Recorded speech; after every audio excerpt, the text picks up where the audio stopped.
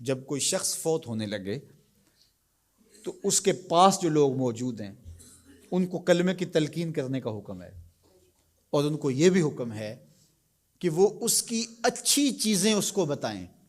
جب کوئی بندہ بوڑھا ہو جائے نا اور وہ بس اب جانے والا ہے اس دنیا سے، تو اس کی زندگی کی برائیاں اس کو یاد نہ دلائیں، اس نے جو اچھے کام زندگی میں کیے اس کو یاد دلائیں، تاکہ اس کے ذہن کی سکرین پر وہ چیزیں آنا شروع ہو جائیں، وہ اللہ سے حسن ظن اور امید کو مضبوط کرنے لگے کہ شکر ہے میرے اللہ نے مجھ سے یہ کام بھی لیا، میں نے مسجد بنائی، میں نے دارالعلوم بنایا، میں نے یتامیٰ و مساکین کی مدد کی، میں نے غرباء کے سر پہ ہاتھ رکھا، میں نے رشتہ داریوں کو نبھایا، میں نے یہ کیا وہ کیا۔ اس کے اچھائی والے کام اس کے سامنے رکھے جائیں تاکہ اللہ سے اس کو امید حسن ظن غالب ہو جائے، کیونکہ اب وہ گناہ تو کر ہی نہیں سکتا، تو اب اس کی امید غالب کی جائے، ایسی باتیں سنائی جائیں۔ میرے حضور نے فرمایا جس شخص کے مرنے کے بعد اس کو 4 گواہ مل گئے اچھائی کے، لوگوں نے کہا یہ بڑا اچھا آدمی تھا، صرف 4 گواہ مل گئے، تو فرمایا کہ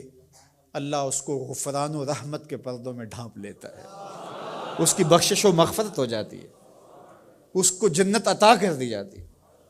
حضرت عمر تھے، عرض کی یا رسول اللہ صلی اللہ علیہ وسلم، میرے ماں باپ آپ پہ قربان ہو، اگر کسی کے پاس 4 گواہ نہ ہوں، 3 گواہ ہوں، تو میرے حضور نے فرمایا وہ بھی جنتی۔ حضرت عمر بولے حضور اگر کسی کے پاس 3 بھی نہ ہوئے، 2 ہوئے، میرے حضور نے فرمایا وہ بھی بخشا گیا۔ حضرت عمر کہتے ہیں ایک کے بارے میں نے پوچھا نہیں، حضور نے بتایا نہیں، اگر پوچھ لیتے تو شاید حضور بتا دیتے کہ ایک والے کا بھی کام بن گیا۔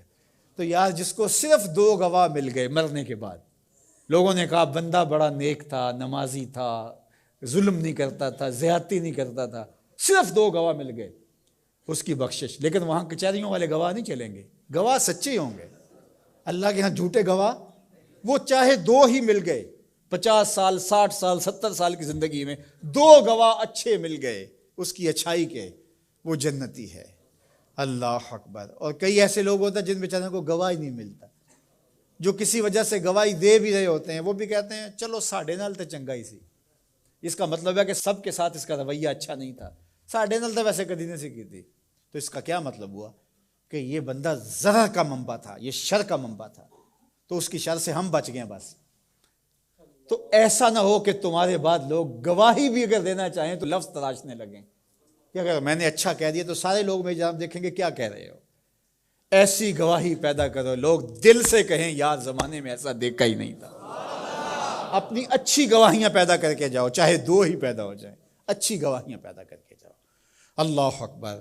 تو دونوں چیزوں کو برابر رکھا جائے، امید کا چراغ بھی روشن ہو اور دوسری جانب جو ہے وہ خوف اور خشیت، اس کا چراغ بھی بجھنے نہ پائے۔ مایوسی بھی انسان کو کفر تک پہنچاتی ہے۔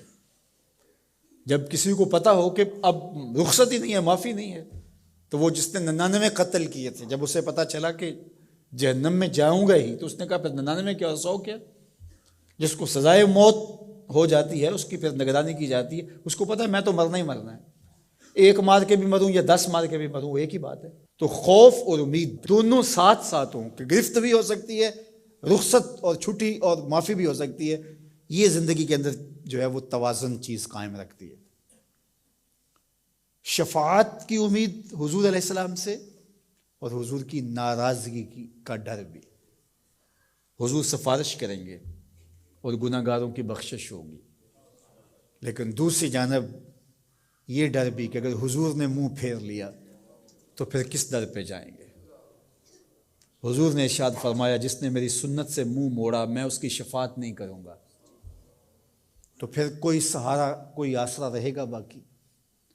تو امید کا چراغ بھی روشن رہے، خوف بھی رہے، شفاعت کی امید بھی رہے، لیکن حضور کی ناراضگی کا ڈر بھی رہے، تو زندگی بھر جوانی میں بالخصوص خشیت غالب ہو اور آخری لمحات کے اندر امید غالب ہو۔